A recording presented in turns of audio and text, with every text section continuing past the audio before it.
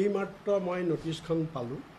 নটিছখন মোলৈ আহিছে CM ভিজিলেন্সৰ পৰা আৰু অহাকালিলৈ 29 তাৰিখ মোক 11টা বজাত CM ভিজিলেন্স অফিচত মোক এপিয়াৰ হ'বলৈ কৈছে। আৰু বিষয়টো হৈছে কি, আলী তৌকি শ্বেখ, মোৰ নামটোৱেই মুখত নুফুটে, এইজন বোলে মানুহ ইছলামাবাদৰ মানুহ আৰু তেওঁৰ কিবা এটা ঠিকনাও দি দিছে। এই মানুহজন সম্পৰ্কত গৌৰৱ গগৈৰ যিটো কেছ, তেওঁৰ লগত লিংক আছে নে কি মই নাজানো, সেই কেছ সংক্ৰান্তত মোলৈ কৈছে যে ময়ো জানো সেই বিষয়ে, মই মানে আলী তৌকি শ্বেখক মই জানো বা সেই কেছটোৰ বিষয়ত মই জানো, গতিকে মোক কালিলৈ মাতিছে, মোক মানে তাৰ ওপৰত ষ্টেটমেণ্ট দিবলৈ। গতিকে সেইটোৱেই কথা।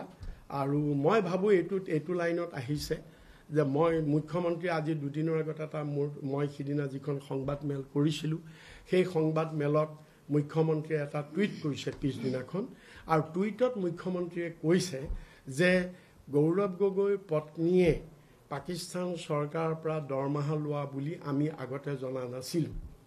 ৰিপুণ বৰাৰ ষ্টেটমেণ্টৰ পৰাহে আমি জানিলোঁ যে গৌৰৱ গগৈৰ পত্নীয়ে পাকিস্তানৰ পৰা দৰমহা লৈছে।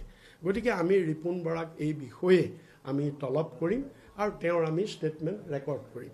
এনেধৰণৰ তেওঁ টুইটটোত আছিলে।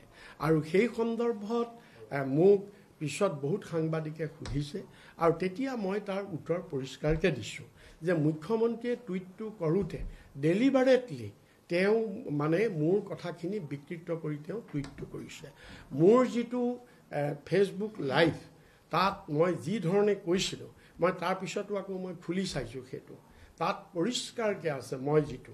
মই কৈছিলোঁ সেই কথাটো এই বুলিহে মই কৈছিলোঁ। কালিও মই এই কথাটো ক্লিয়াৰফাই কৰিছোঁ আৰু পৰহিও মই যোৰহাটত এই কথাটো ক্লিয়াৰফাই কৰিছোঁ।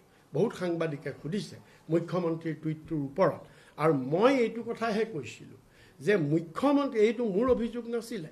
আজি অলপ দিনৰ আগতে মই থৈছোঁ সেইবিলাক, মুখ্যমন্ত্ৰীয়ে অভিযোগ আনিছিলে যে গৌৰৱ গগৈৰ পত্নীয়ে পাকিস্তান